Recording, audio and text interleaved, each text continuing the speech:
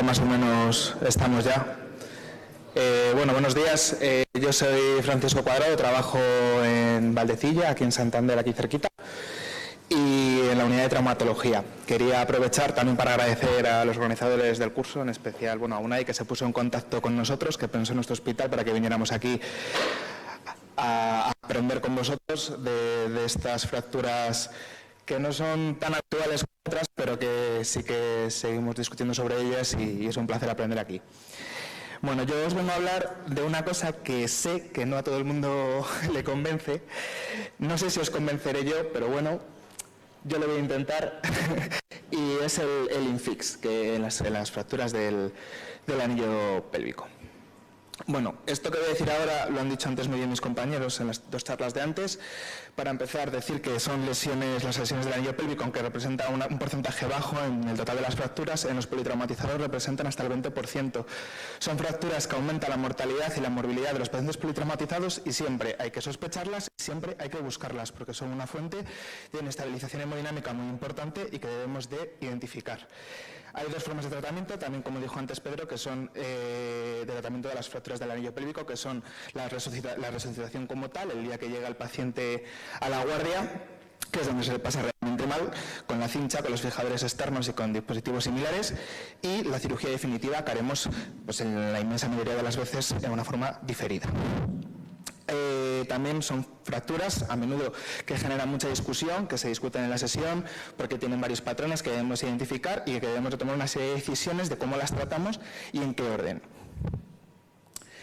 Para hablar de los infix, vamos a presentar un caso clínico de un varón de 40 años que en abril de 2018 fue un accidente de tráfico y de copiloto no llevaba el cinturón puesta.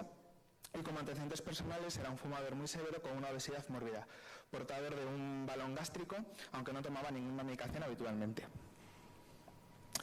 Pues los conceptos de ATLS que todos conocemos, sabemos que estamos en la C, así que antes una A y una B que hay que tener aseguradas. Venía inconsciente con una escala de Glasgow de 3 puntos, una inestabilidad hemodinámica manifiesta con unas tensiones de 70-30 o taquicárdico y normotérmico. Respiraba espontáneamente, aunque nada más llega, pues ya le intubaron los compañeros de la UCI. Portaba un collar cervical, venía en tabla espinal, pero no traía una faja. En el electrocardiograma pues no encontramos nada más que la taquicardia y en la auscultación pues una hipoventilación generalizada. El abdomen en la exploración bastante anodina con un ecofast negativo. Y en las extremidades inferiores, pues llamaban la atención hematomas, abrasiones y sobre todo una deformidad a nivel de la tibia derecha. También me dijeron ayer, pero bueno, las placas de toras que se piden, que no son muy buenas cuando llegan, porque son portables y se hacen con el paciente tumbado, ya observamos que hay un aumento de la densidad en los dos campos pulmonares. Vemos varias fracturas de costillas, la fractura de tibia que ya os adelantaba, y no es mejor, ya lo siento, era un paciente muy gordo y no tenemos una buena radiografía de la pelvis, pero bueno, aquí por lo menos, aunque no veamos nada por detrás, por delante ya podemos intuir que hay una fractura de las 4 ramas. Este es el BOITAC. En nuestro hospital, pues ante estos tipos de politraumatizados, el BOITAC casi es de seguido, en el cual vemos una fractura a través del sacro, una fractura tipo 2, que rompe S1 y en la derecha y en la izquierda vemos una apertura de la sacroiliaca. Bueno, vamos a ver si esto va. Estos son el TAC, que vemos las lesiones que os había dicho ahora, con la fractura de sacro, con la apertura de la sacroiliaca y la fractura de las 4 ramas por delante. Tenemos una fractura de pelvis con una inestabilidad tanto rotacional como vertical. Y además tenemos un paciente que está inestable hemodinámicamente. ¿Qué es lo primero que hacemos con esto? Después de hacer la A y la B, pues cinchar al paciente que no lo estaba y empezar a ponerle volumen, empezar a ponerle sangre, a ver si responde. En este caso respondió, fue un paciente respondedor y pues nuestra actuación acabó un poco ahí. Para un poco situarnos, porque este paciente era un gran politraumatizado, voy a decirles así un poco rápido las cosas que tenía, para que os hagáis una idea. A nivel de la cabeza venía inconsciente, con un TCE leve, no tenía signos así que nos llamaran mucho la atención. A nivel tenía un trauma torácico muy importante, con varias fracturas de arcos costales a ambos lados, hizo un síndrome de distrés respiratorio que estuvo varios días intubado y no le podían extubar. A nivel del abdomen, aunque el ecofos fue negativo, después desarrolló una pancreatitis y una contusión del lóbulo hepático y un fracaso renal, que esto es muy frecuente en los pacientes que sangran tanto debido, pues eso, al sangrado. En la columna, pues fracturas transversas espinosas de las lumbares. A nivel del brazo derecho, y esto lo descubrimos bastante más tarde, tenía un plexo braquial y una fractura de la escápula. En la pierna derecha, una lesión del ciático, y en la pierna izquierda, una lesión del ciático popliteo externo. Y esto parece que fue todo a raíz del accidente. La fractura de la tibia, y a nivel de la pelvis, aquí me voy a quedar, es la fractura que veíamos en el sacro, con la luxación de la sacroiliaca izquierda. Tenía una fractura muy poco protagonista del ilíaco, que no comunicaba con la articulación ni nada, y la fractura de las 4 ramas que veíamos en la radiografía. Entonces, después de esto, hemos hecho el ATLS, el paciente responde. ¿Cuándo operamos? Bueno, lo del politrauma, ¿no? Lo de las ventanas de oportunidad que tenemos, con el traumatismo inicial, más después la respuesta. Nosotros esperamos hasta el 8º día, y ahí hicimos las 2 cosas, hicimos la pelvis e hicimos la tibia. ¿Aquí qué opciones tenemos?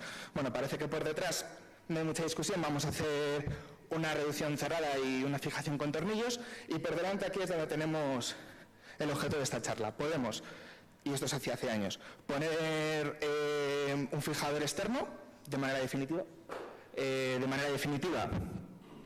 con los problemas que eso puede traer, que los vamos a ver después. Podemos hacer lo que se hace habitualmente, que es hacer una reducción abierta, una fijación con placas y tornillos, o una reducción percutánea con una fijación percutánea. Y aquí tenemos el INFIX, que es de lo que vamos a hablar, pero hay otras alternativas que, bueno, las nombraré.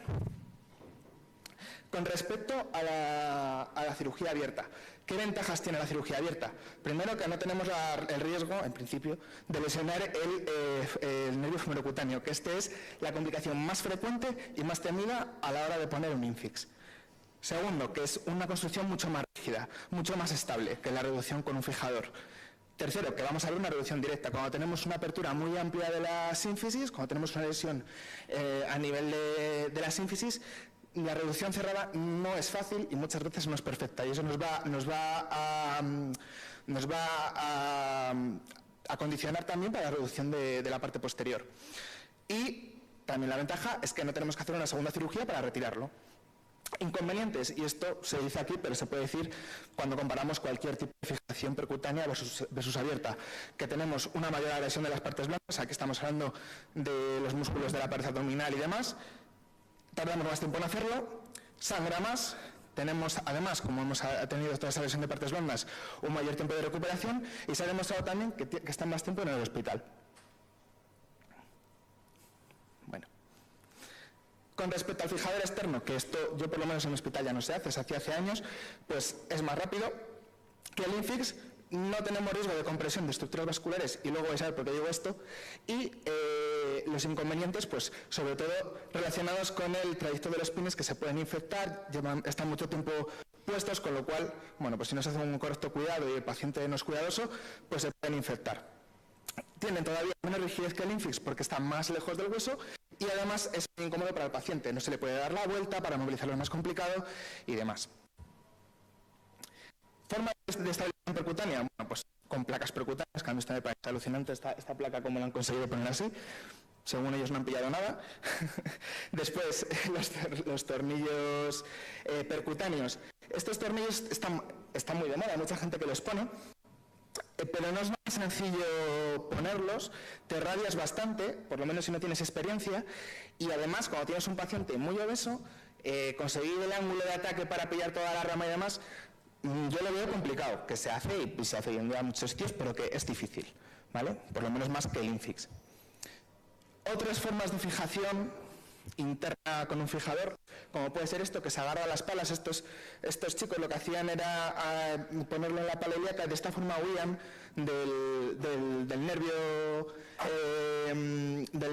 femerocutáneo, pero bueno, el agarre por supuesto va a ser peor. Y estos otros, que son unos chinos que lo hicieron el año pasado, que lo que hacen ellos es poner un tercer pin, que lo ponen en En el pubis además está muy bien porque te dice cómo lo tienes que inclinar y demás para ponerlo, para no pillarte nada, y da todavía mayor estabilidad a la construcción, más rígida, y lo que hacen es poner siempre el tercer pin en la zona donde no tiene una fractura de ramas, o si tienen en las fracturas en ambos lados, lo que hacen es ponerlo en la zona que tiene la fractura más proximal, cuando se puede, claro. Nosotros lo que hacemos con el Infix, ponemos al paciente en decúbito supino para las dos cosas, para la parte anterior y posterior, si es necesaria. Esto es como poner un supracetabular. Nos cogemos la espinilla cantero superior, vamos distales unos 4 o 6 centímetros y mediales 3-4 centímetros. Nos localizamos, nos hacemos una disección de unos 3 centímetros más o menos y esa sería nuestra ventana. Hacemos esta proyección maravillosa que vemos la lágrima así de bien siempre a la primera y nos buscamos el punto de entrada, ¿vale? Este sería la doble operatriz, vamos a la inlet y nos vemos el corredor, porque queremos pasar nuestro tornillo supracetabular. Este es igual que poner un fijador, ¿vale? Esto sí, lo que vemos desde fuera son unos tornillos que son como los de columna, los de pediculares de columna, de 8,5. Y el principal truco que debes de hacer a la hora de poner este tornillo es que no puedes acabar el tornillo sobre el hueso. Siempre tienes que dejarlo un poco fuera, porque si no lo dejas fuera, aparte de que luego la va a ser un Cristo meterla, te va a chocar y además te puede interferir con el resto de estructuras. O sea, tienes que dejarlo un poquito fuera. Esto es lo que hay gente que no le gusta porque dice que tiene mucho menos agarre, porque no acabas de pasar todo el tornillo. Pero bueno. Ahí va. Bueno, da igual. Luego, tienes que moldear la barra, tienes que curvar la barra, porque después el paciente se va a sentar. Si pones una barra muy recta, te va a interferir, el paciente le va a hacer daño, y además que por ahí pasan vasos, pasan cosas, y que les puedes comprimir, ¿vale? Y este sería se hace un túnel subcutáneo por encima de la fascia, un poquito profundo, y pasas la barra de lado a lado. Te lo pasas con un objeto redondo, vas diseccionando hasta el otro lado hasta que te tocas, y luego ya pasas la barra curvada y lo pones en el tornillo. Aquí estaría bien un poco debatir, porque estos compañeros que hacen tanto anillo pélvico, ¿qué haces primero? Si lo de adelante o si lo de atrás. En este caso, como es un fijador que no vas a bloquear hasta el final, el tornillo con la barra puedes, si quieres, y tienes una reducción más o menos aceptable, porque poner el tornillo sin reducir la pelvis no es nada sencillo, puedes, si quieres, hacer la parte de adelante, ir a la de atrás, ver si te queda bien, y si lo tienes más reducido, puedes siempre retocarlo, ¿vale? Nosotros generalmente hacemos primero el fijador, luego vamos atrás, y si lo podemos reducir todo bien, pues bien, y si no, pues retocamos. Este es nuestro paciente, el anterior no lo era. Este sí que es nuestro paciente, donde vemos los dos tornillos por detrás, que están cerrando la sacroiliaca, la fractura de sacro y el infix puesto, ¿vale? Y les dejamos más o menos con esto unos 5 meses más o menos, 4 o 5 meses, y se lo tenemos que retirar, ¿vale? Esto hay que retirarlo siempre. Cuando tenemos un paciente con una calidad ósea muy mala, probablemente esto no sea la mejor opción, porque se va a movilizar, seguro. Entonces, pacientes muy osteoporóticos y demás, pues seguramente el infix no sea la mejor de las soluciones. Cuando tenemos pacientes más gorditos, yo creo que esto es donde mejor experiencia tenemos, porque al final es una cosa que aunque sea un poquito gordo, mejor, porque además te lo tapa, no le molesta tanto a la barra, y no tienes que hacer esas disecciones tan amplias en pacientes tan gorditos para hacer la fijación abierta. Los resultados de nuestro paciente, bueno, tenemos que tener en cuenta que el pobre hombre tenía muchísimas cosas, entonces, pues bueno, no le fue del todo bien, pero bueno, en cuanto a lo de la pelvis, sí. Entonces, por eso lo traigo. La sedestación se permitió desde el día 1, no se pudo, pero bueno, se le permitía. Por nuestra parte, se convence, como tuvo un periodo de ingreso muy largo, las rehabilitaciones vinieron ya desde el ingreso, tuvo carga asistida que se permitió a partir de las 6-8 semanas más o menos, se le empieza a permitir apoyar. Y el problema neurológico que presentaba el paciente pues quedó al final el ciático popliteo del lado izquierdo no recuperado absolutamente nada, mientras que el ciático del lado derecho sí que ha tenido cierta recuperación. Este es otro caso para que veáis que no todo sale bien. Es un varón de 58 años que este señor estaba trabajando y le cayó un depósito de fibra mientras trabajaba. Él nos dijo que eran como 60-80 kilos, pero esto yo nunca me fío, porque ellos normalmente el peso lo dicen así un poco a voleo, tienden a exagerar. También era un obeso con una hipertensión arterial y este señor no tenía lesiones en ningún otro punto. Es un señor que vino estable, ingresó directamente en traumatología, ni siquiera fue a la UCI, tenía bueno, un buen nivel de conciencia y todo lo demás. ¿vale? Esta es la radiografía, donde vemos aquí la fractura de las ramas. Tiene aquí una pequeña, de las ramas izquierdas tiene aquí una pequeña, ay, que no se ve. Tiene aquí también una pequeña fractura, aquí a nivel de la sínfisis, ¿vale? Y por detrás tenía esta abierta, ¿vale? Este es el escáner, donde vemos aquí la fractura de las ramas, que estaba cerquita, ya estaba bastante cerquita del acetábulo, y la apertura de la sacroiliaca con una pequeña fractura de sacro ahí también. El 3D. Y bueno, lo mismo, le pusimos el fijador, le pusimos un tornillo ilio sacro en S1, y el tío, bueno, aparte de que llegó muy bien, se fue muy bien. Se fue a casa, todo contento, le veíamos las consultas, todo bien, y todo iba muy bien, hasta que un día viene, este no es el señor, no tenemos foto, pero bueno, viene tal que así, viene a la consulta con este aspecto de esta pierna. Viene con un dolor que antes no tenía, con un aumento de tamaño, con unas alteraciones tróficas en esa pierna, y bueno, aquí pues lo que nosotros nos temimos fue al final lo que pasó, y es que, oh Dios mío, le tuvo una trombosis venosa, ¿vale? En la vena ilíaca. ¿Qué hacemos? Bueno, tuvimos suerte que esto le pasó cuando llevaba ya casi 4 meses.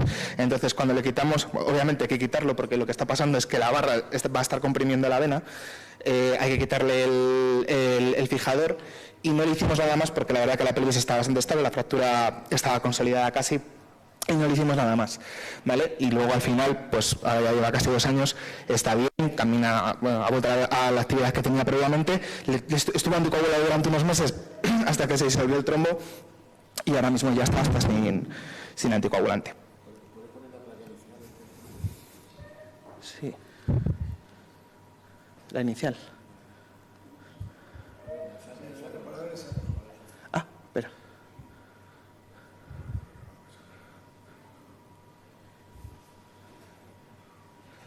Espera, no. La de la facturita, sí, le he dicho que tenía una... Aquí, ¿no? Dices esto. Sí. Sí. Es que no se ve aquí, igual en la previa sí que se ve, es que aquí sí que nos pareció, es que aquí no tengo el vídeo, que parecía que aquí se nos abría, pero parecía que igual, precisamente esto, en el TAC, igual este no es precisamente el chisme, pero bueno, sí que nos pareció. Y bueno.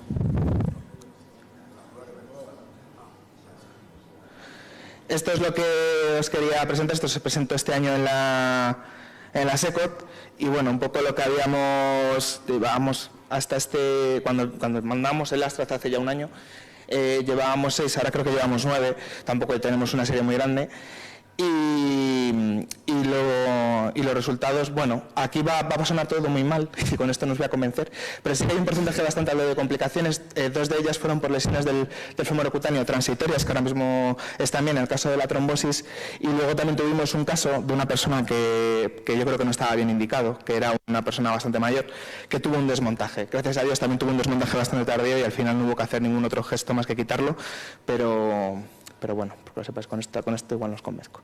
A ver. Y ya está. Bueno, aprovecho ya y termino para dar las gracias de nuevo y para invitaros, si alguno está interesado, ¿vale? El Esclecarto este año es en Santander, así que si queréis, ahí estamos.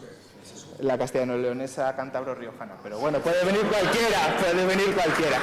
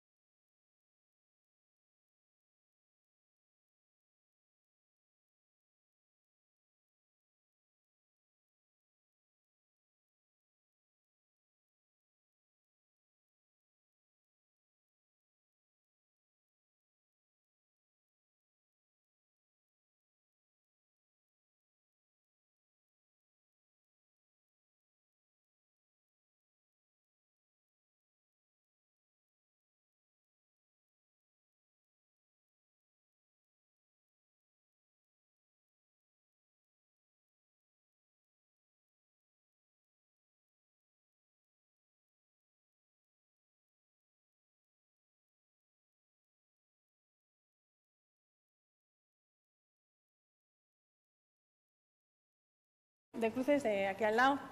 Y lo primero que quería dar es, bueno, las gracias a Unai por invitarnos a estas jornadas.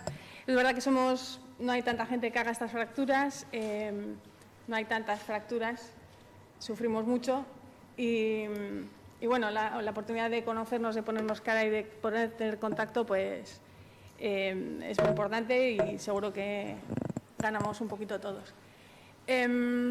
Nosotros en el hospital pues llevamos 6 años operando pelvis.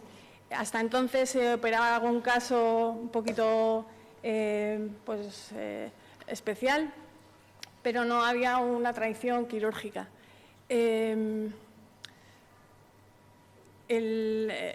hecho es, bueno, pues la formación ha sido un poquito dificultosa, el hecho de no tener esa tradición y bueno, basándonos un poquito en esta charla, lo que os quiero comentar es un poquito cómo nosotros en Cruces enfocamos cómo trabajamos, cómo enfocamos las cirugías y cómo vamos avanzando un poquito.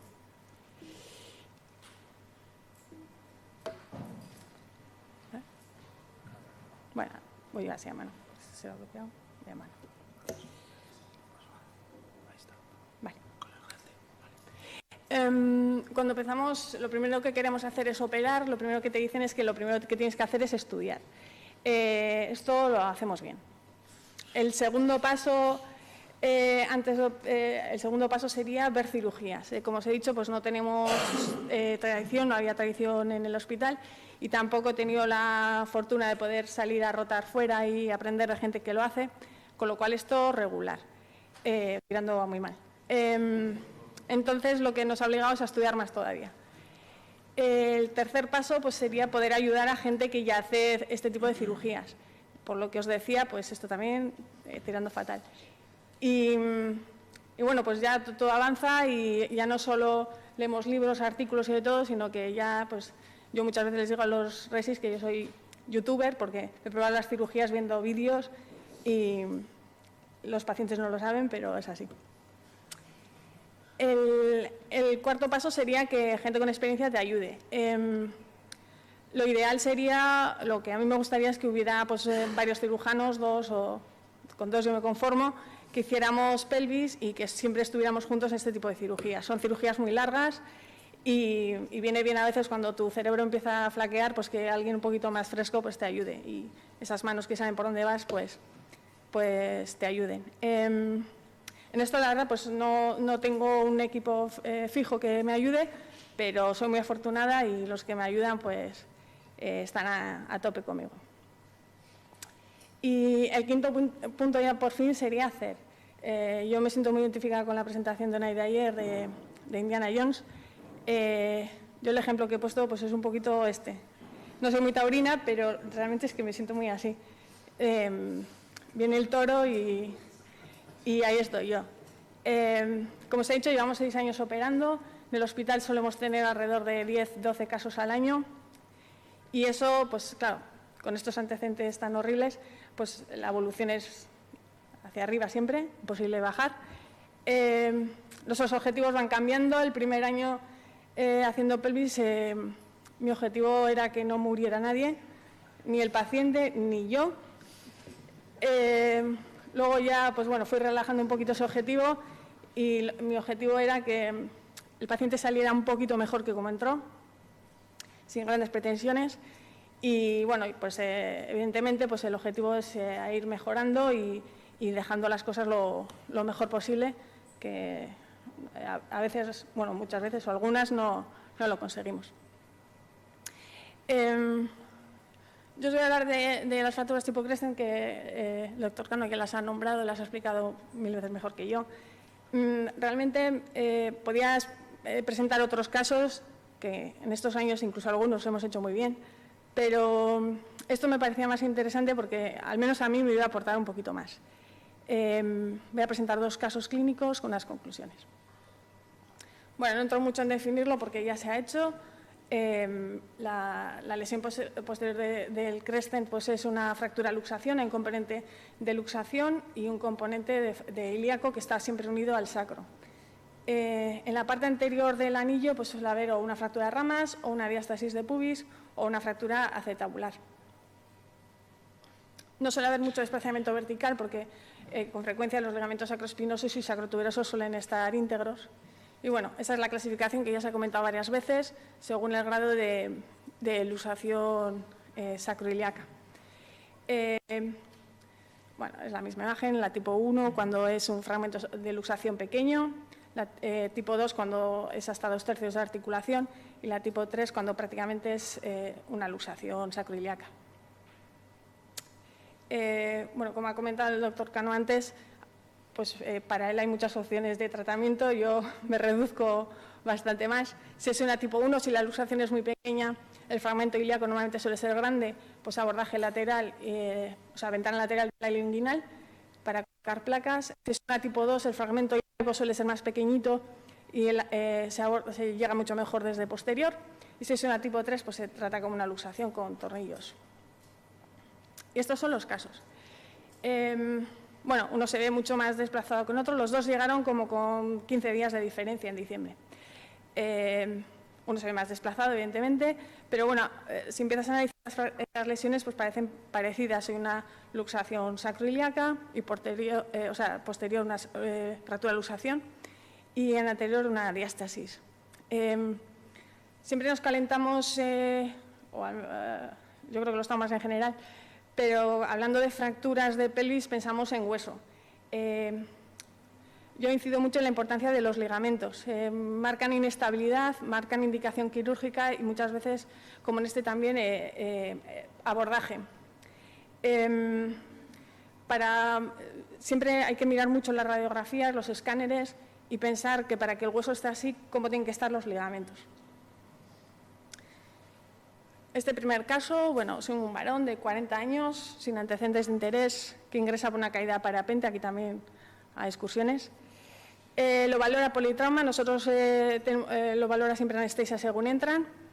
Y bueno, tiene la fractura esta de mi pelvis, una persutroca anterior de fémur, una pequeña lesión renal.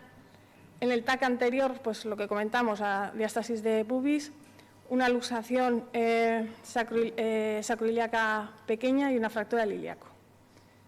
En la imagen posterior pues se ve un poquito como la fractura del ilíaco. La clasificamos como una tipo 1 y la intervenimos a los 8 días. Normalmente intentamos operar entre 5 y 10 días de la lesión.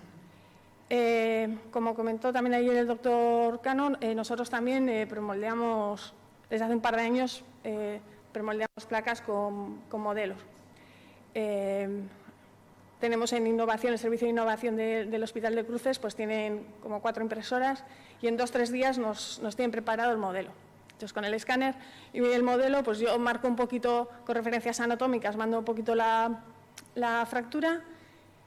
El día de antes, tranquilamente, premoldeo las placas, diseño un poquito de cómo la voy a atacar y las mando a esterilizar en quirófano. Ahora le hemos dado una pequeña vuelta a esto y con uno de los ingenieros también de innovación hemos diseñado, hemos patentado un dispositivo moldeador de placas para que no sea algo tan artesanal, para mecanizar un poquito todo esto. Está en fase de prototipo y no sé si va a ser un churro o realmente nos va a dar algo de utilidad, pero con el objetivo de minimizar un poquito tiempos y poder tener también el día de quirófano. Entonces, bueno, como comentamos, la habíamos clasificado como una tipo 1 y, bueno, claro, lo que hay que hacer está claro, pero también el orden de hacer las cosas. Yo empiezo por el fan steel y aproximo la sínfisis con 2 tornillos y la placa está maravillosa. No hago una fijación definitiva rígida de la sínfisis porque me da la sensación que me puede dar dificultades atrás de reducir. No sé si es verdad o no, pero como me da esa sensación y me da miedo, pues yo lo hago así. Lo dejo así abordado, voy a la ventana lateral, la reduzco, pongo las placas que tenía premoldeadas y luego vuelvo a sínfisis para hacer una placa definitiva. Ayer se preguntó a alguien si hacían TAC postoperatorios de rutina. Yo al principio no hacía nunca y cada vez pido más, yo al menos en caso de que haya una fractura articular y en caso de una reducción posterior para asegurarme dónde están los tornillos y luego veréis también por qué. Bueno, este es el control.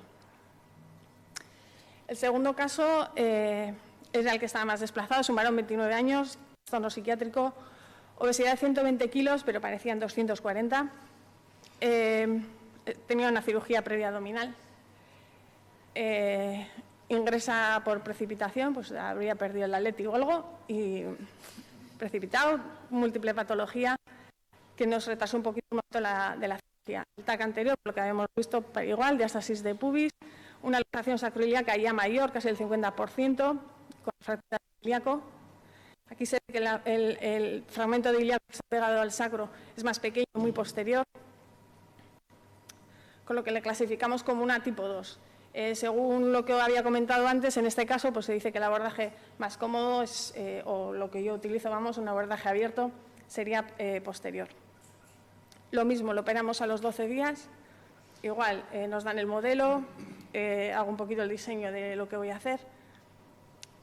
Y bueno, nosotros en Cruces tenemos dos máximas. Una es operamos todo en un tiempo, salvo que haya algún problema.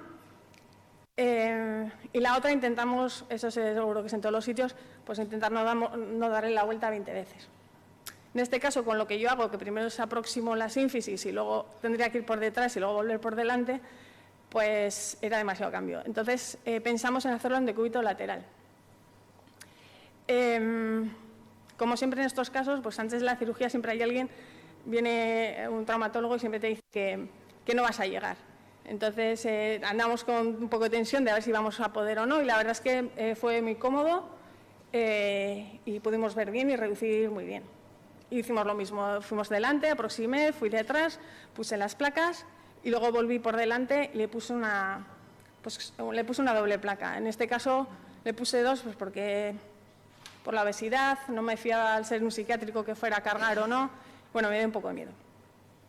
Esta es la placa de control. En quirófano yo estaba tan contenta de que había llegado a todos los sitios que no metí el rayo.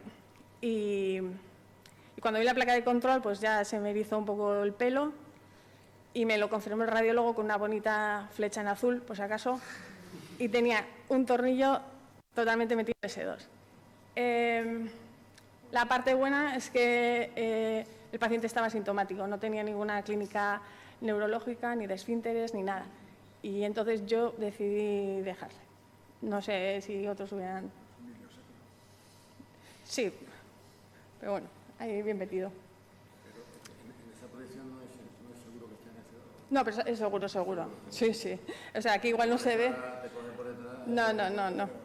Con los cortes, revisamos los cortes, se veía perfectamente. ¿Eh? Sí, en este está muy claro, en azul además. ¿Y lo hiciste todo en lateral? Todo en lateral. ¿Incluso la abordaje anterior?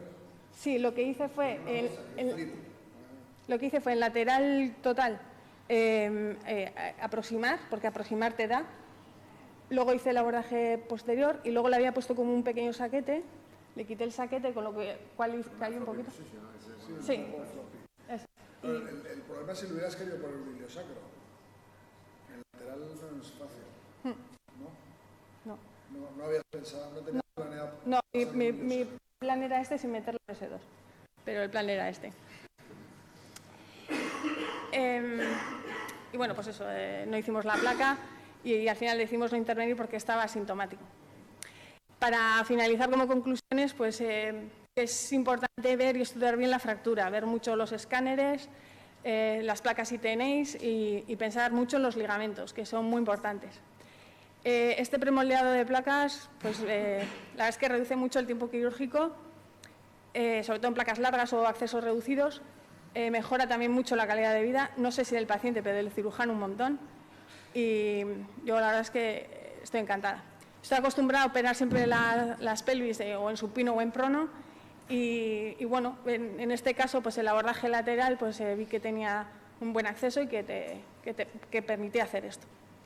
Este punto, el de meter el rayo, realmente lo digo para mí, que lo tengo que meter. Y yo pues sí que sigo con el TAC posoperatorio, pues para quedarme tranquila de que no hago estos fallos. Bueno, muchas gracias a todos.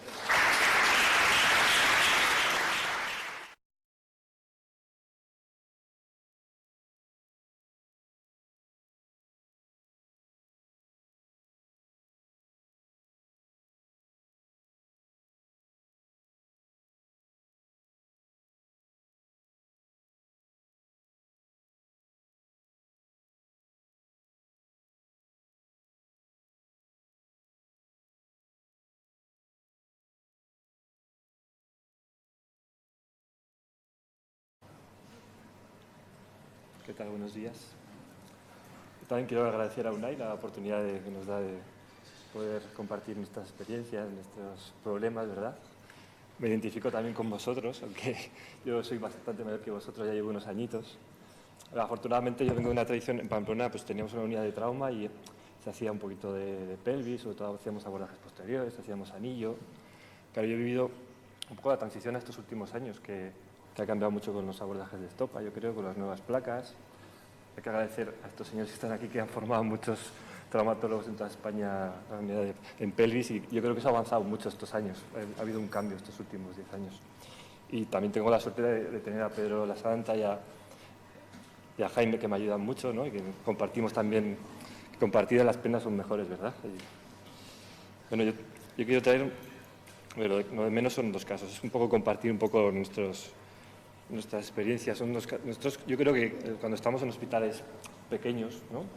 Con pocos casos, cada caso nos hace aprender o avanzar. O sea, cada caso es un caso nuevo y cada caso nos hace ponernos a estudiar cómo tratarlo, pensarlo, nos lleva unos días pensar cómo lo vamos a tratar, y estos son dos casos un poquito especiales que hemos tenido estos años, ¿verdad? El primer caso es un paciente varón de 23 años con un accidente de motocicleta. Le alcanza un coche de forma lateral, que eso explica luego el mecanismo de la fractura, y presenta un traumatismo abdominal, pélvico, de extremidades inferiores. Cuando llega a urgencias está inestable, no tiene traumatismo craneoencefálico, pero presenta unas tensiones 55, 37, como podéis ver. Se hace un FAS, un ecofas, y presenta líquido intraabdominal con una posible lesión de bazo. Ya dice el radiólogo que hay un poquito de alteración del bazo, y las fracturas ortopédicas que presenta son fractura de fémur izquierdo, abierta de ambas tibias, y fractura de pelvis. La fractura de pelvis, como vemos, es una fractura que tiene un componente anterior y un componente posterior. Es una simetría en la pelvis, ¿verdad? Y podemos definir que tiene una inestabilidad vertical, que es un tipo C, con una fractura en la rama izquierda, con una disyunción de la sínfisis del pubis, una fractura en la rama acetábulo, y aquí vemos que hay una lesión en la parte posterior, con un ascenso de la hemipelvis, que parece ser que es una lesión de la sacroiliaca o una fractura de tipo Crescent, ¿verdad? Se hace un control de daños en urgencias. El orden no es así exactamente. Se realiza una laparotomía en la que se hace una esplenectomía y un paquete intraabdominal. Después se realiza una fijación externa de pelvis, fémur izquierdo y ambas tibias. Como el paciente está inestable, se realiza una arteriografía porque hay una sospecha de sangrado y no se encuentra un sangrado activo, y le hacen, parece ser que por protocolo, le hace una embolización provisional de las hipogástricas. Aquí vemos las... No, digo el radiólogo, parece ser que si no encontramos nada, pero lo vamos a... Lo comentábamos antes, que cuando se encuentra sangrado sí que hay gente que hace una medicación profiláctica de la Aquí vemos las lesiones que presentaba en los fémures. Se hizo primero la lámpara y después la arteria. Sí. Las lesiones ortopédicas con los fijadores, ¿verdad? Una fractura muy abierta de tibia derecha, que luego por problemas vasculares acabó en amputación a los días.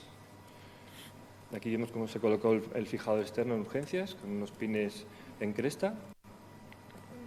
Más o menos se intentó una reducción, ¿verdad? Que no es el objetivo en este caso, sino fijar un poquito la pelvis. Tampoco es una pelvis que con el fijador consigamos gran reducción, no es un libro abierto que consigamos, pero bueno, es lo que hemos hablado otras veces, que por lo menos consigues un manejo del paciente, una movilización. Y realizamos un TAC para estudiar la lesión pélvica.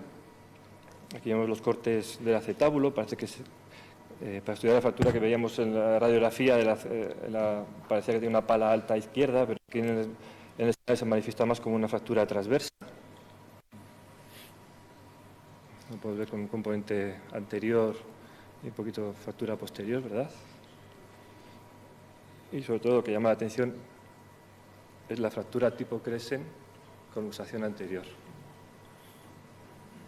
Es una fractura que parece que es bastante rara, un desplazamiento de este tipo. ¿No? El problema, claro, tenía una lesión de L5 parcial de S1, como hemos visto las luxaciones a la hora de hacer la síntesis, que hay que tener mucho cuidado con la rama del L5, se aloja en el ala sacra en esa posición, pues la pala estaba localizada exactamente encima de esa rama, ¿verdad? ¿No tenía lesión neurológica? Sí, sí tenía. Una lesión completa de L5. El escáner tridimensional nos aporta mucha imagen atrás, no tiene imágenes atrás, nos aporta un poquito para ver la fractura de acetábulo izquierdo, ¿verdad? Que tiene una fractura transversa, un poquito de conminución posterior, aunque no tenemos cortes aquí posteriores. Entonces podemos definir la lesión pélvica con la lesión anterior, que tiene una fractura de ramas, ¿verdad? Sobre todo la rama derecha, la diástasis del pubis, la fractura de acetábulo izquierdo, que podemos pensar que es una fractura transversa, y una fractura de tipo Crescent con luxación anterior. Entonces nos tenemos que plantear qué tipo de abordajes, ¿verdad?, hacemos. Parece ser que necesita un doble abordaje este paciente, por lo menos un abordaje anterior con pala, y tienes que elegir si reducir la fractura posterior como un abordaje posterior o desde adelante, ¿verdad? Yo es lo que tenía dudas y me planteé hacerlo en un tiempo. Si podía hacerlo desde delante, intentar hacerlo desde delante, y si no, darle la vuelta. Perdón. Yo creo que esas luxaciones de la pala anteriores, yo por detrás nunca las he reducido. Las que hemos hecho las hemos hecho por delante y no es fácil. Pues yo intenté hacer primero, le hice un estopa. Y una primera ventana.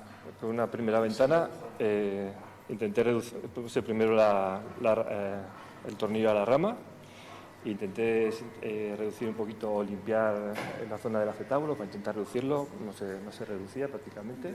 Bueno, tengo que decir que también llevaba como 2 o 3 semanas el paciente. Y hice una primera ventana para llegar a la sacroiliaca, a ver si veía algo, a ver si eso se movía algo, para ver si veía la raíz, a ver si podía mover. Pero no había forma de mover eso.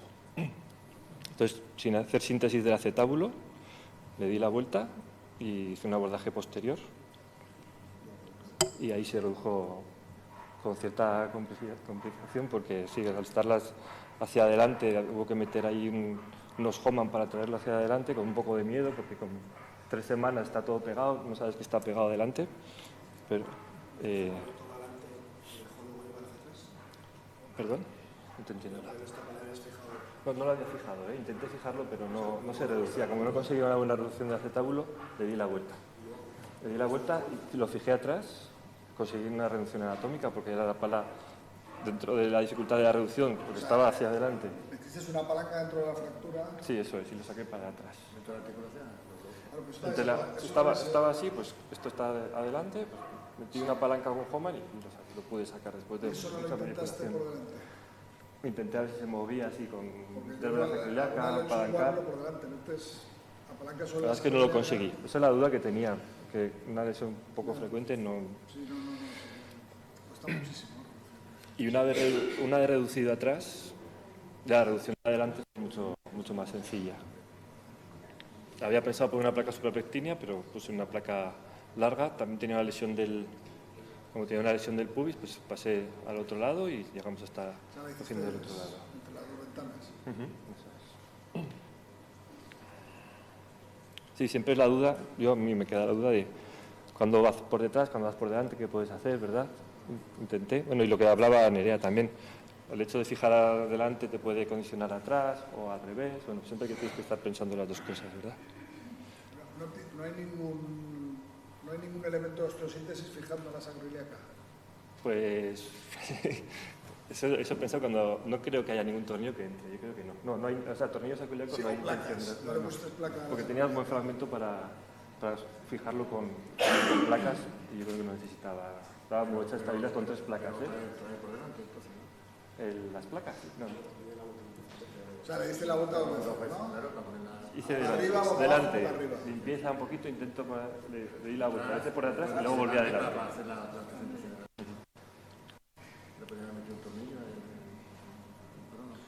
Sí, pero yo creo que en esta rotura justo que tenía tanta estabilidad con la pala así, que tenía muchos fragmentos, no sé si habéis visto...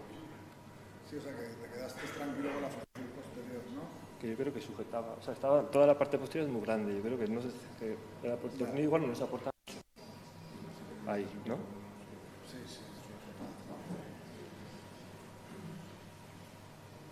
igual había. Yo, No, la yo decía seguridad, una placa- estas cosas yo una siempre placa tengo... anterior Sí. a la seguridad. Ya. Pero bueno, con las 3 se conseguía mucho. O sea, que si se hubiera reducido por delante, Habría intentado con por dos delante. plaquitas Eso es. anteriores a lo mejor era suficiente. No sé por dónde voy ya. Bueno, se controla al mes, a los 3 meses. Tiene una buena evolución, ahora está pendiente de evolución. Está recuperando la raíz, que era una de las cosas que tenía dudas. Si llegara a ver la raíz, no la llega a ver tampoco. Bueno. Y este paciente, por otro problema, pues nosotros le hacemos TAG de control, desde luego, pero por otro problema se hizo un TAG abdominopélvico y podemos ver un poquito la simetría de la pelvis, con una buena reducción aceptable del acetábulo. Bueno, y ahora vamos al segundo caso, que es una paciente precipitada de 50 años.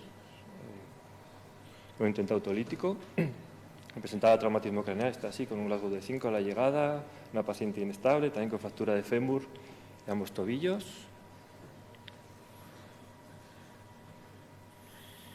Estas son las fracturas que presentaba. Vamos a ver la pelvis ampliada. Está presentando una fractura compleja del anillo pélvico también, ¿verdad? Con una fractura, si empezamos desde la sínfisis posiblemente esté un poquito abierta también.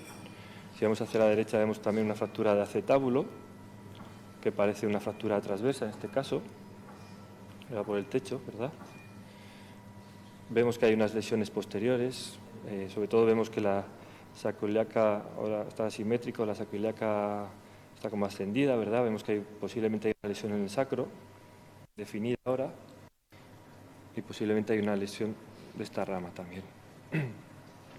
También se realiza un control de daños. Esta paciente se hace una fijación del fémur, pero no se realiza una fijación externa del acetábulo.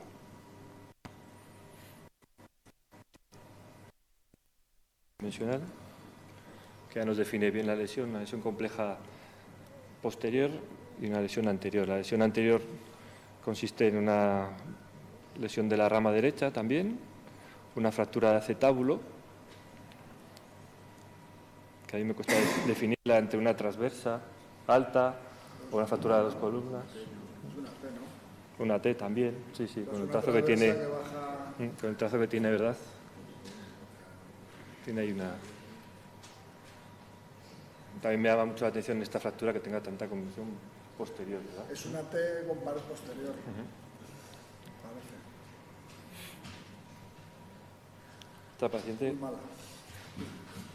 Muy mala fractura. Además, esta paciente pues, tiene muchos procesos abdominales, con infecciones, se va retrasando la cirugía y pasa un mes prácticamente en el que no podemos hacerle más que operar el fémur y bueno, creo que los tobillos también. Claro, el problema va a más porque pues, aumenta la dismetría, es que está muy extendida la cadera, ¿verdad? También, como han dicho, las disociaciones espinopélvicas tienen muchos problemas neurológicos, porque todas las raíces están afectadas. Y decidimos después de un mes, sobre todo, ya estamos casi en fase de secuelas, pero es una fractura que no podemos dejar así, claro, sobre todo por la dismetría y la simetría, ¿verdad? Esta es la definición de la lesión pélvica. Hemos dicho la disociación espinopélvica, me saco el H, fractura de ramas anterior, fractura de acetábulo izquierdo, me he puesto transversa, pero mucho que se puede ser en I, ¿verdad? Y con convención de la pared posterior. Entonces, ¿qué haría? Aquí el planteamiento es, vamos a necesitar seguramente 2 abordajes, tanto del acetábulo como del anillo, ¿verdad? Vamos a necesitar un abordaje para la parte anterior, de la sínfisis, de las ramas, del acetábulo, y posterior fijo vamos a necesitar para hacer la disociación espinopélvica. Entonces, y si queremos podemos hacer un abordaje posterior para ver la pared del acetábulo posterior. Bueno, se puede hacer en un tiempo o en 2 tiempos. Nosotros decidimos hacerlo en un tiempo, o en 2 tiempos, perdón. En un primer tiempo decidimos intentar solucionar el problema anterior, que tengo que decir que hemos dicho que lleva un mes, que la reducción no va a ser anatómica, ¿verdad? Bueno, intentamos pues, fijar la rama derecha otra vez con un tornillo, fijar el acetábulo tanto con una estopa como una primera ventana, con una placa suprapectínea. Cuando tenemos estas sínfisis se abrían, entonces cuando tenemos las placas suprapectíneas tienen una longitud determinada, no podemos ampliarlas para arriba y para abajo, pues hay que intentar inventar y aquí añadimos una placa de sínfisis superpuesta con la placa suprapectínea, más entre los dos abordajes, entre la primera y la segunda, pues conseguimos, entre la estopa y la primera ventana, conseguimos una reducción más o menos aceptable de acetábulo. Y 10 días después, en un segundo tiempo, se hizo la fijación espinopélvica con los compañeros de Rakis. Y yo, como era una fractura que llevaba tiempo, que no había conseguido llegar hacia atrás mucho con los tornillos, lo que hice fue poner una placa atrás, sin reducir mucho tampoco, para fijar. Y bueno, porque además estaba muy pegado, no quise despegar toda la parte de atrás. Bueno, le dimos un soporte atrás y este es el control cuando ya lleva año y medio, una pelvis simétrica, el acetábulo está bastante bien reducido y también tiene escáner por problemas de ventraciones y tiene una reducción aceptable. Y hasta aquí. Gracias.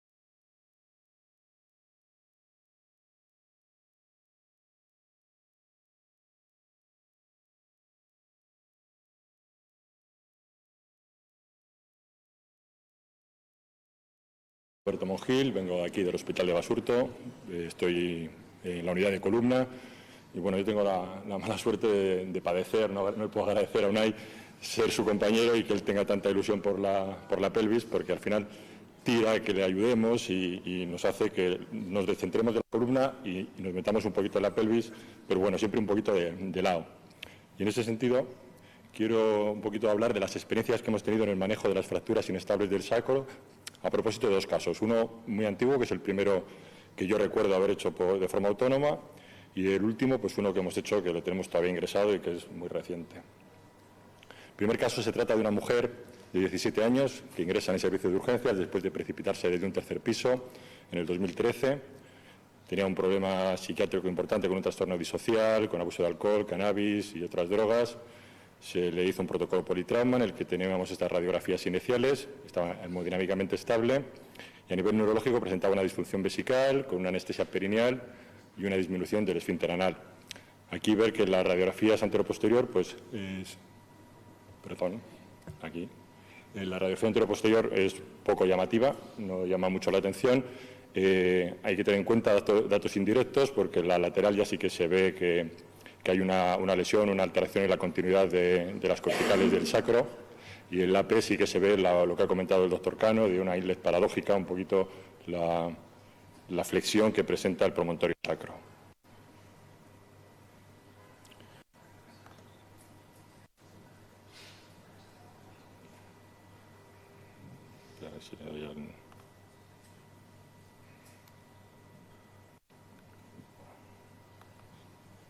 Bueno, en principio el vídeo debería funcionar para ver el escáner. Igual si salgo del modo presentación, porque era con arrastre del ratón. Modo presentación normal.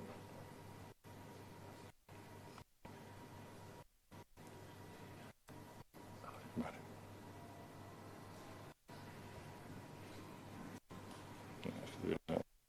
Dale al play directamente y ya está, ahí está.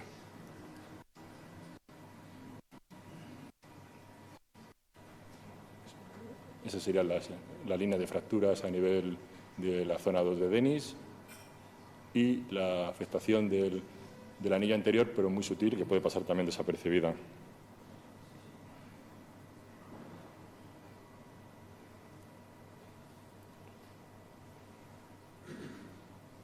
Este sería el TAC sagital, donde vemos el fragmento en flexión con una ocupación del canal, y el corte sagital del escáner, donde vemos también pues, una lesión en la zona 2, a nivel de S2, en flexión, y con una afectación también del promontorio sacro.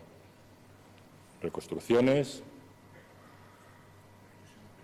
Bueno, en principio lo que vemos es que hay a nivel axial hay dos líneas verticales que bajan a nivel de la zona 2 de Denis, que junto a la presencia de un trazo sagital a nivel de S2, pues configuran lo que la clasificación de Roy Camille es un tipo 2 de fractura en flexión del sacro, y un patrón de auténtica disociación espinopélvica, que en la clasificación de las fracturas según la forma, pues correspondería a una fractura en U. Decir que, bueno, como es importante tener una sospecha clínica clara, porque es verdad que, aunque ha dicho el doctor Cano que cada día son más frecuentes, son unas lesiones que tampoco hay muchísimo publicado sobre ello, que en un paciente que se cae de altura hay que sospecharla, que es la causa más frecuente, de hecho clásicamente se llamaba con la fractura del saltador suicida, y que se produce, la inestabilidad que genera es debido a que se produce una auténtica disrupción entre la columna y las extremidades inferiores a través del sacro, donde quedando el sacro con el promontorio unido a la columna y el resto del sacro vinculado a la pelvis. Se asocia con mucha frecuencia a trastornos neurológicos, ya raíces sacras, raíz L5, incluso llegan a ser cercano al 50%. Y esta es una revisión del 2018 donde se intentaron recopilar todas las publicaciones que había con casos sobre la disociación espinopélvica. Ya vemos que tampoco había muchísimo publicado, aunque cada día la incidencia es mayor. En cuanto al manejo quirúrgico, debido a la inestabilidad que genera, pues es claramente quirúrgico en todos los casos, y que hay una publicación de Lehmann que ve una posible ventana de tratamiento conservador en casos de pacientes con muy poco desplazamiento de los fragmentos y que tengan unas lesiones muy severas en extremidades inferiores que vayan a obligar a un largo encamamiento, pero la norma debe ser la cirugía, en este caso basada en 3 pilares: la reducción de la fractura, la descompresión del tejido nervioso y la estabilización mediante osteosíntesis. En cuanto al tratamiento que hicimos nosotros, lo hicimos a los 9 días, no es porque tuviese ningún problema concomitante a nivel traumatológico, simplemente que había problemas sociales para plantear la cirugía. Y en el primer proceso, que hicimos la descompresión quirúrgica, hicimos una laminectomía amplia L5-S3 y apareció un hematoma abscesificado a nivel de L5-S1. Con esto quiero recordar que estas lesiones muchas veces asocian una importante contusión de partes blandas, hematomas tipo Morel-Lavallée y demás, que es importante valorarlo porque nos puede dar sorpresas como esta, que si no lo tenemos en cuenta o no tenemos mucha experiencia, no lo apliquemos y nos encontremos con una situación como un absceso a ese nivel. En cuanto a la estabilización, hicimos una instrumentación pedicular L4-L5 con tornillos ilíacos, y la reducción la intentamos mediante una distracción de la barra a los tornillos ilíacos y lumbares, y tras una descompresión con un botador, desimpactando el fragmento proximal, quitando los fragmentos y empujándolo hacia adelante. El resultado es que se ve el montaje, y en la sagital lo que vemos que es una reducción penosa. Penosa o nula, es decir, empiezas, como dice Unai, que quieres empezar como Indiana Jones, no sé qué, pues eso es un caso que es el primero que me toca a mí, que intenté descomprimir. Yo pensaba que iba a conseguir manejar el fragmento sacro, y la verdad es que con esos métodos no conseguí moverlo prácticamente nada, y pasas de Indiana Jones a sentirte un poco como Tadeo Jones. Entonces, a pesar de esto, la evolución del paciente, le hicimos un escáner para ver esa colección, vimos que tenía múltiples colecciones abscesificadas, que además era un estafilococo aureus meticilin sensible. Se le hizo un drenaje por ecografía de las lesiones y un tratamiento antibiótico prolongado, y la paciente presentó una buena evolución clínica, con una recuperación completa a nivel neurológico, y consiguió una deambulación autónoma con una buena reincorporación tanto laboral como deportiva. Este es el control al año, donde vemos que no hay fracaso del material, y en el escáner donde ha consolidado la fractura en flexión con esa falta de reducción, con un aumento importante de la incidencia pélvica, que actualmente compensa con una buena lordosis, pero que a la larga le podrá traer problemas por cambiarle la forma de pelvis. Y a los 2 años, por prominencia del material, pues como era muy delgadita, le tuvimos que retirar el material y esta es la última radiografía que teníamos de ellas.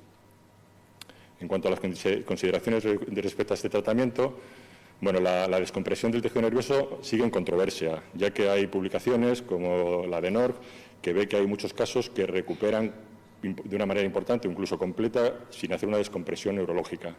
Sí que estos estudios se basan sobre todo en conseguir una muy buena descompresión del canal con una muy buena reducción indirecta, con lo que al final sí que hay una descompresión en ese caso, pero bueno, no hay una laminectomía. Pero por otro lado hay otras series como la de Sildauer que sí que ve que hay pacientes que recuperan con mucha más frecuencia si se someten a la descompresión mediante laminectomía.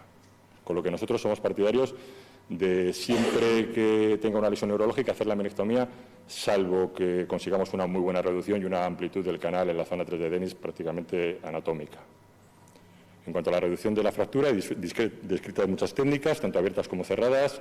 La más sencilla es en las tipo 1 de Camille, en la que no hay desplazamiento, simplemente hay una angulación en flexión. Puede bastar simplemente con la posición en decúbito prono y la extensión de las caderas, pero en casos ya más desplazados, que es donde nos surgen los problemas, como en el caso que he presentado, hay que añadir otras técnicas de reducción.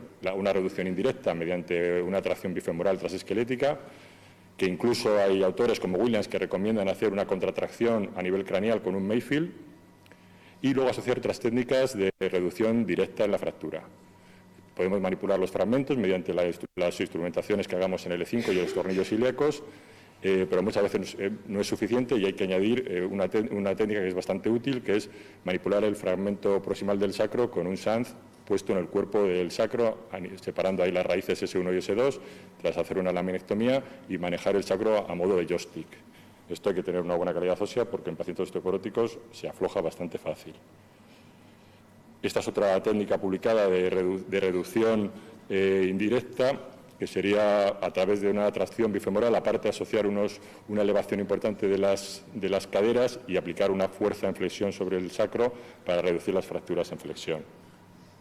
Y esto es lo que recomienda la AO, las técnicas de AO para hacer una reducción abierta, con lo que hemos dicho, con el Chanz clavado a nivel del sacro y utilizando un elevador de columna o un COP para meterse en el foco después de la laminectomía y traernos el fragmento en las fracturas en extensión y desimpactar y volver a colocar en su sitio las fracturas en flexión.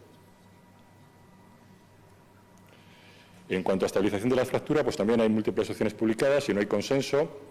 Lo más claro que podemos ver, y lo que más me llamó la atención es que en las tipo 1 de Roy Camille, que no hay desplazamiento, puede ser suficiente, según ciertos artículos, con una estabilización mediante 1 o 2 tornillos ilosacros puestos de forma bilateral. En el resto de las disociaciones espinopélvicas, en todas las desplazadas, nos tenemos que, parece que el montaje más estable es la fijación espinopélvica L5 ilíacos, y mucho más estable si hacemos un montaje asociando un tornillo ilosacro, como ya describió Sildauer. En el caso de estas desplazadas, si ocurre como en el caso que he presentado, que no somos capaces de poner un tornillo ilosacro, ya sea por mala habilidad, por dismorfismo del sacro o una culminación del sacro, como es el tipo 4 explicado por Strange, pues claramente ese montaje tiene mucha menos estabilidad rotacional. Y se han publicado opciones para poder intentar aumentar esa estabilidad rotacional, como puede ser utilizar un conector transversal que evite los movimientos de cizallamiento entre las barras, o irse a L4 por lo menos, que es lo que hicimos finalmente en el caso con lo que al final siempre buscando la literatura encuentras excusas para lo que haces. El segundo caso, este es uno más reciente que hemos tenido ingresado, que tenemos ingresado todavía, es un varón de 18 años que sufre una precipitación desde un tercer piso el 27 de diciembre.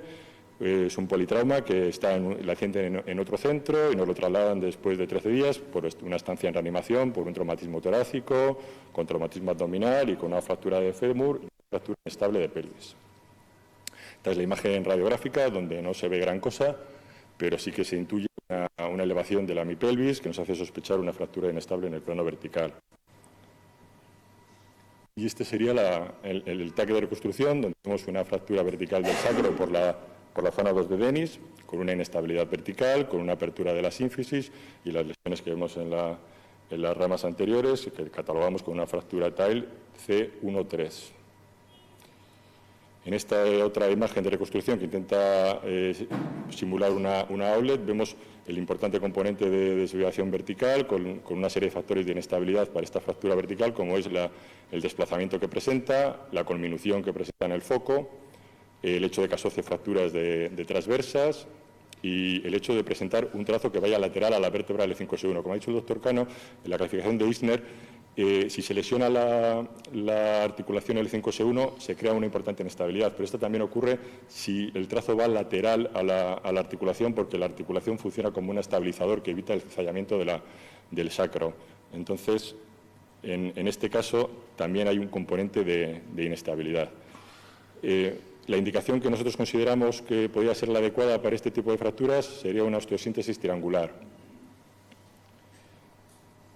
Este paciente, aparte, presentaba un déficit neurológico L5S1, estaba a cero tanto L5 como S1 y una vejiga neurógena, y en el electromiograma que hicieron el día antes de la cirugía presentaba una sospecha de lesión de todo el plexo sacro.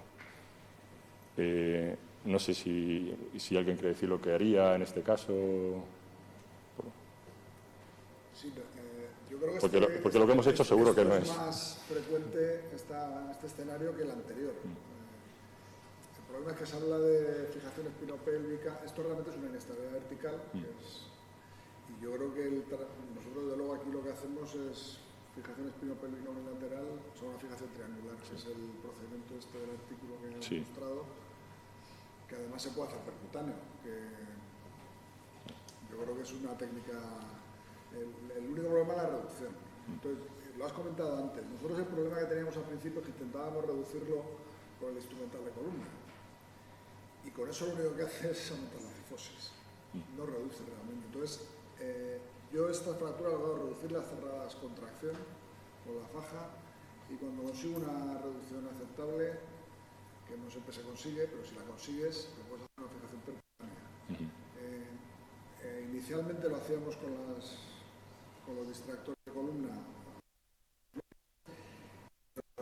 teníamos buenas reducciones, porque lo que conseguíamos era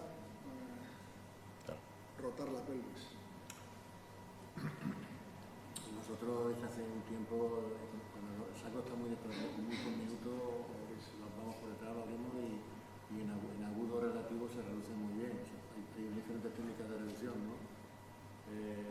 Una es colocar el John Loop con dos tornillos de 4, el grande, el de 4,5, sobre la espinilla posterior inferior, y con eso manejas perfectamente la pelvis, la baja, la derrota, y después colocas la pinza simétrica larga que te cierra perfectamente y consigues muy buena reducción. Después ya, en este caso, como tú bien dices, pues puedes asociar una espinopélvica de un solo lado y después obligado a ponerle un tornillo y derrozarlo, porque si no la espinopélvica tiende de un solo lado, tiende a abrir el componente rotacional, te la deja abierta. Entonces metes el tornillo y después neutralizas con el tornillo cierras, y con la espinopélvica neutralizas el componente de estiramiento vertical. Pero en agudo, por detrás, se reduce bastante bien. Nosotros, el caballo de batalla nuestro es la capacidad para reducirlo, no tenemos mucho hábito, entonces abusamos de utilizar lo que dices, el material de columna para la reducción. Entonces, lo que hicimos fue esto. Es decir, llama la atención que hay un montaje bilateral que lo intentaremos explicar, la reconstrucción del anillo anterior. Lo que hicimos fue una fijación espinopélvica L5 ilíacos bilateral, un tornillo iliosacro lateral de rosca completa, porque queremos evitar la compresión de los forámenes, y una reconstrucción del anillo anterior con una placa puente y una segunda placa a 90 grados a la sínfisis del pubis, porque tuvimos que añadir un injerto tricortical a ese nivel porque nos encontramos una sínfisis totalmente avulsionada y rota, y decidimos tratarlo de esta manera. Llama la atención seguramente que ¿qué haces haciendo un montaje espinopélvico bilateral? Pues es más que nada por nuestras propias limitaciones. Entonces, ¿qué consideramos que nos puede aportar una fijación lumbopélvica bilateral? Pues una mayor estabilidad rotacional y axial, y en nuestras manos un menor riesgo de escoliosis segmentaria en L5 por aplicar una mala técnica de reducción que nos obliga a distraer el tornillo de L5, una menor incidencia de dolor lumbar por por esta misma técnica de reducción, una disfunción en el segmento L5 por una mala transmisión de cargas al disco L5 S1 y que nos facilitan, en definitiva, la técnica de reducción. Este estudio es un estudio biomecánico de elementos finitos que intenta comparar el montaje lumbo-ilíaco bilateral frente al unilateral en este tipo de fracturas y demuestra pues, que es mucho más estable en cuanto a estabilidad rotacional y axial, con lo que es lo que nos animó a planteárnoslo. Y luego, las otras 3 características que he comentado, pues son un planteamiento que lo sacamos de cuando lees el artículo este de Sagi, que te explica cómo minuciosamente tienes que hacer la técnica del montaje triangular unilateral, que al final, en mi opinión, es muy demandante, porque te obliga a hacer una colocación exquisita del paciente, con un marco que te estabilice con un fijador externo la pelvis sana, a no generar mecanismos de tracción de los tornillos L5 y S1, ya que la distracción entre L5 y el tornillo ilíaco pues puede generar una sobrecarga simétrica a la vértebra L5, con un riesgo de producir escoliosis y dolor lumbar crónico, y además favorece una mala reducción, porque como estábamos hablando, al encontrarse en diferente plano, tanto a nivel sagital como de frente, si generamos tracción de la barra, y además una barra que suele estar inclinada, pues al traccionar de la barra lo que haces es das longitud, pero lateralizas la fractura, y en el plano sagital lo que consigues también es pues que el fragmento más distal se flexione en el sacro. Entonces, este sería los momentos de fuerzas que se generan, que son contraproducentes. Con el montaje lo que intentamos es minimizarlo. Creamos un marco estable en L5S1, con lo que nos fijamos en la pelvis sana, ponemos un conector transversal, con lo que tenemos menos riesgo de generar escoliosis si tenemos que abusar de tirar de mecanismos de distracción a través de la barra, y usamos una barra totalmente vertical, con lo cual generamos un movimiento vertical del sacro, no le lateralizamos. Y luego la instrumentación bilateral del L5 pues elimina las sobrecargas asimétricas del disco, que nos van a favorecer el dolor lumbar, la degeneración discal y más tendencia a tener que retirar el material. Muchas gracias.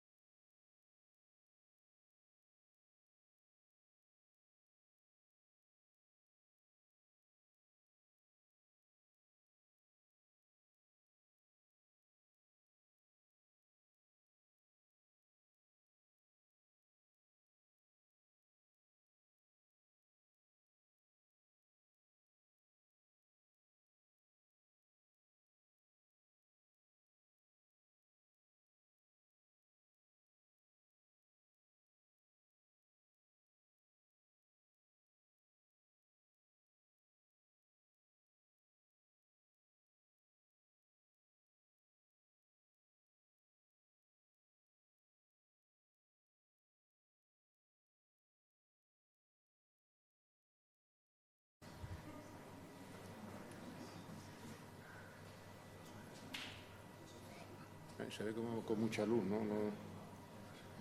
A ver si puede apagar un poquito la luz. El labraje posterior es técnicamente fácil, ¿eh?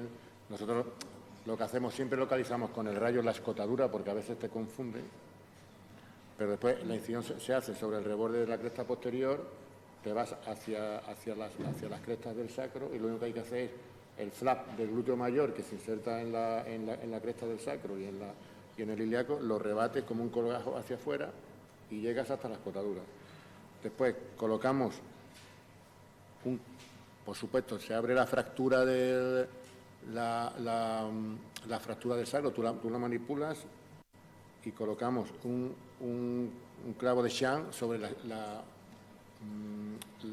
espina ilíaca posterior superior del lado roto, que eso se manipula perfectamente, es como cuando quieres hacer una reducción del componente anterior con un Schwann en la pala. Con el Schwann te permite bajar, tirar y manipularlo. Estamos hablando en agudo, que es como se reducen bien. Puedes limpiar el foco. Después, puedes hacer dos cosas. Con el Yunlu o con esta pinza grande, apoyada en ambos ilíacos, o con el Yunlu apoyado sobre la espina, cerrarla. Pero ¿qué ocurre? Que tienes que cerrar también el componente inferior. O sea, tienes que poner siempre otra pinza, que es esta que está cerrando el componente inferior del sacro. Porque si tienes mucha conminución, cierras mucho de la parte superior y se abre de la otra parte. Y una vez que tienes hecha la reducción, pues le colocas el tornillo ilíaco sacro en prono y después le haces la fijación espinopélica, pero para neutralizar, ¿eh? Para neutralizar. Tengo aquí el caso.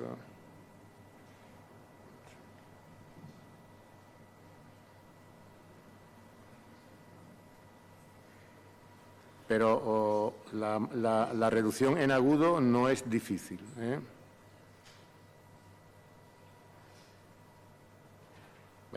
Primero lo hemos fijado y después hemos puesto una barra, pero en abierto, ¿eh? No hemos conseguido una reducción del sacro. Otro de los problemas importantes, tú lo has comentado en la fijación, cuando hay en la lesión espinopélica, que asocian muchas veces un problema de partes blandas muy importantes. Y en los pacientes que están en la UCI durante mucho tiempo, el paciente que es una jiba, si lo pones en el plano lateral, ves que tiene una jiba, y si el paciente es canijo, es delgado y tiene un hematoma grande, da muchos problemas de parte blanda. Entonces es muy importante decir en la UCI que lo mantengan en una posición en lateral o le pongan algún soporte, porque después te condiciona mucho el tiempo de la cirugía, porque la jiba hace elementos de compresión de las partes blandas y a veces después te complica la cirugía con necrosis, etc. Entonces es muy importante la posición preoperatoria del paciente y no diferir mucho la cirugía si tiene una jiba manifiesta, porque después te hacen problemas de partes blandas.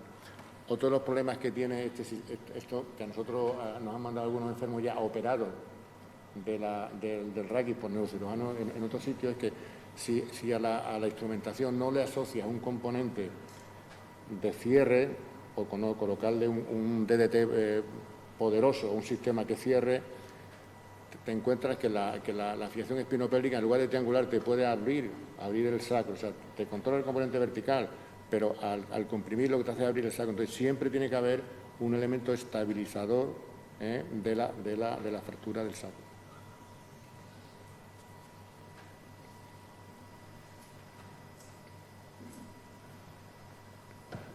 Pero como decía, la reducción...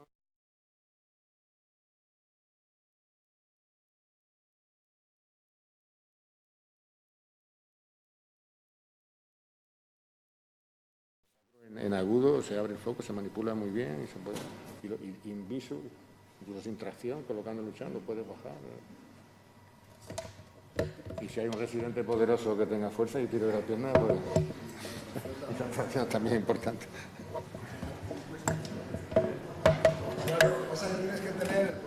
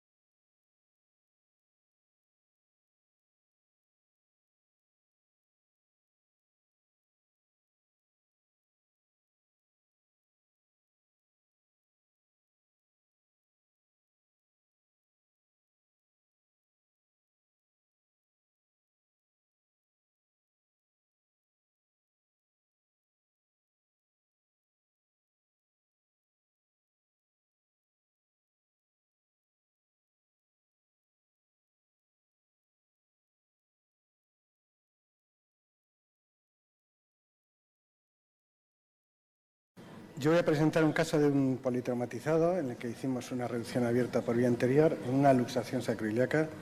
Ya explicaremos un poco por qué. Bueno, se trata de un varón de 19 años que sufrió un accidente de tráfico, un choque frontal motocoche. Era un paciente politraumatizado importante, que lesiones que tenía era, para empezar, una pseudoneurisma de aorta torácica descendente con una disección de la carótida interna, una contusión pulmonar bilateral, una contusión hepática, una fractura de clavícula y una lesión del plexo braquial superior.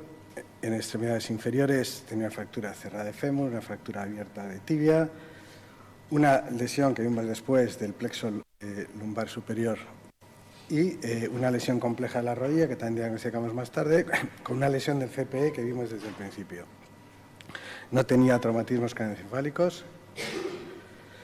Y en la pelvis, pues, como suele pasar en estos pacientes muy politraumatizados, no tenemos ni una radiografía de entrada.